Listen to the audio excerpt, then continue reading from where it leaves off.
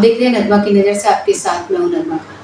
आज हम बिल्कुल भी किसी भी पार्टी की बात नहीं करेंगे, न बीजेपी, न कांग्रेस, न आम आदमी पार्टी, क्योंकि सवाल ज़िंदगी और मौतों का है। तो इसके लिए हम यही बात करेंगे कि गुजरात मोरबी में जिस पुल को लेकर 150 से ज़्यादा लोग मर गए थे, आखिर उसका जिम्मेदार कौन है और किस तरीके से आपने देखा इन 5 दिनों में जो कहानियाँ मीडिया द्वारा बनाई गई है वो आप देख सकते हैं। इस पुल का उद्घाटन किया जा चुका था और उसके बाद ही इसे खोला गया था, जिसे अब तक छुपाया गया है।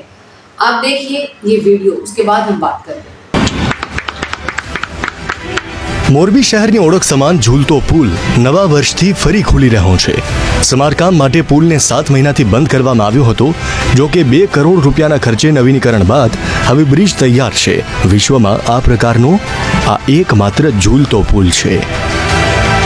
આ ઝૂલતા પુલ છે એ એક ઐતિહાસિક મોરબીનું એક સમારણું છે અને આ ઝૂલતા પુલ લાસ્ટ 6 મહિનાથી અમે લોકોએ રિપેરિંગ માટે અને ફૂલ એન્ડ ફાઇનલ મેન્ટેનન્સ માટે બંધ કરેલ, જે બેસતા વર્ષના નવા વર્ષના બેસતા વર્ષના દિવસે અમે એનું જાહેર પબ્લિક માટે ઓપન કરીએ। आपने देखा किस तरीके से इस पुराने पुल को 7 महीने से मरम्मत के लिए भेजा गया था और उसके बाद उद्धव पटेल नामक जो अजंता क्वार्ट्ज घड़ी कंपनी जिनकी है, उनको ये ठेका दिया गया था पुल का, जिसका कोई एक्सपीरियंस भी नहीं था। उसके बाद इस तरह का जो हादसा हुआ, पहले पुल का उद्घाटन हुआ और उसके बाद उसकी तारीफ की गई, जो आप वीडियो में देख रहे थे। ये बहुत पुराना पुल था, उसके बाद इसे मरम्मत के लिए भेजा गया था और कहा जा रहा है कि ये विश्व में एक ही ऐसा केबल का झूलता हुआ पुल था और इस तरीके से इसका बखान किया गया है उस वीडियो में। मौत के पहले, जब वो गिरा उससे पहले की बात है। देखना ये कि जब प्रधानमंत्री एक तो इतना लेट आए उस जगह का मुआयना करने, जो लोग बच गए थे और जहाँ पर जिस अस्पताल में लोग मृत पड़े थे और उनको देखने के लिए जब मुआयने के लिए आए, तो किस तरीके से आपने सारे लोग जानते हैं कि अस्पतालों को नया कर दिया गया, बेड बदल दिए गए, यहाँ तक कि जो मरीज थे उनके प्लास्टर तक बदल दिए गए। तो ये सारी चीज़ें देखने को हमको मिली और साथ में जो गोदी मीडिया जिस तरीके से उसने अपना सब कुछ बेच दिया है, इतनी इस कदर से उसने दलाली करी है जिसकी कोई हद नहीं है।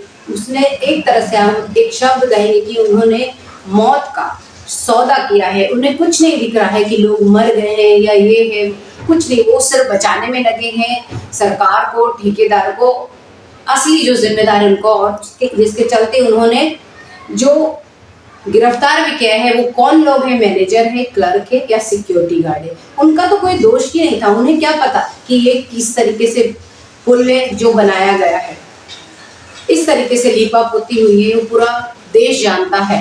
कहते हैं कि मारने वाले से बचाने वाला बहुत बड़ा होता है और ये देखा गया है मोरबी के इस हादसे में। मारू शेनु सम्मान यार, मारी मम्मी ने मारी बेन ई फूल में गरी गया होय, कदाच गया होय तो हूँ कदाच एने बचाવું, બધાને બચાવું, એમને બચાવું ને બીજાને બચાવું। ભાઈ સમજીને ગયો તો ઘરેથી કહીને ગયો તો કે હું જાઉં, મારું કાંઈ નક્કી નથી। जिस तरीके से लोग बुरी तरह से पानी में डूब रहे थे, उसमें हुसैन महबूब पठान ने किस तरीके से अपनी भूमिका निभाई और उसने कहा कि क्या मेरे जो माँ और बहन होती इस पुल के हादसे में, तो क्या मैं उन्हें बचाने नहीं जाता, मैं उन्हें भी बचाता और दूसरों को भी बचाने जाता। मेरे साथ कई संस्थाओं ने भी काम किया है और करना ही चाहिए। लोगों को बचाने के लिए वो घर से निकल रहे थे। उस युवक ने ये कहा कि मैं वापस जिंदा आऊँगा, इसकी कोई गारंटी नहीं है, क्योंकि मैं अब लोगों को बचाने जा रहा हूँ और वो लोग बुरी तरह से अंदर पानी में डूब रहे हैं। इस तरह कहकर वो घर से निकले थे और उन्होंने 50 जिंदगी लोगों के साथ मिलकर बचाई है।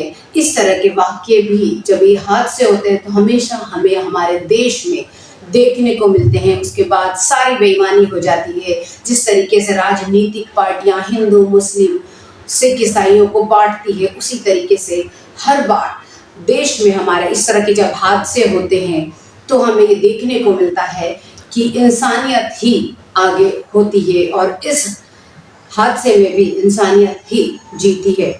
लेकिन हद तो जब हो गई कि जब जितने भी अंधभक्त लोग थे इस देश के, वो इस हादसे को, सरकार को और जो ठेकेदार थे, जब उनके ऊपर ये चीजें जिम्मेदारी आने लगी हादसे की, तो वो उन्हें बचाने के लिए, यानी कि 2 दिन पहले से, ये जब हादसे के बाद पीएम मोदी जब वहां का मुआयना करके निकले, उसके बाद से व्हाट्सएप यूनिवर्सिटी ने एक वीडियो जारी किया और इस तरीके से सारे भक्तों को फैला दिया कि देखिए आप किस तरीके से एक ब्रिज है और वहां पर एक जो बंदा है वो नट बोल्ट खोल रहा है और उनकी जो सभा हो रही है वहां पर से वो गिराने की कोशिश करा, इस तरह से दिखाया था। आप वीडियो पे खुद वीडियो में देखिए।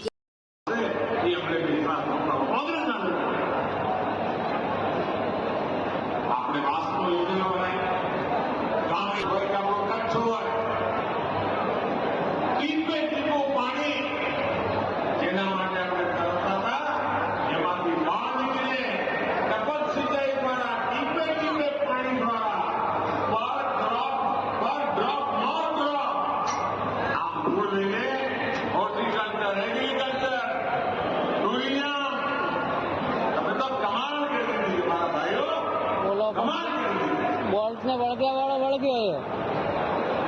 एक तरफ आपने बना दे तो बीजी तरफ 100 मेगावाट નો ultra mega solar power plant તમે જુઓ, બીજી બાજુ નામ થઈ જાય હમણાં ઋષિકેશભાઈ કહેતા હતા પાઇપથી પીવાનું પાણી ઘરમાં પહોંચે, બીમારીઓથી બચવાનું, હાડકાની મુસીબતોમાંથી નીકળવાનું આ કામ આપણે कि आप किस तरीके से एक क्या नेटवर्क की वजह से वो गिर जाएगा और क्या कोई शूट कर रहा होगा और पता नहीं चलेगा कि ये लिया जा रहा है मोबाइल से, इस तरीके के मतलब बनाकर वीडियो और व्हाट्सएप यूनिवर्सिटी पे फैला दिया गया है। और जो अंधभक्त है वो हमारे जैसे लोगों को इस तरीके से भेज रहे कि मतलब ये हादसा है वो किसी की साजिश है, ये समझा जाए, लेकिन सच ऐसा बिल्कुल नहीं है। सच सब कुछ सारा सच दुनिया के सामने आ गया है। कहने का मतलब यही है कि इस तरह के जब हादसे होते और राजनीति होती है तो मेहरबानी करिए और समझिए कि जो राजनेता है वो किसी के भी नहीं है, चाहे वो किसी भी पार्टी के हैं। इस तरीके से जब हादसे होते हैं वो अपनी जिम्मेदारी लेने के बजाय किसी और के ऊपर डालते हैं जब, तो ये सारी चीजें आती हैं कि आप आपस में मत लड़िए, क्योंकि उनके पास और कुछ कोई चारा रहता नहीं है लड़वाने के अलावा।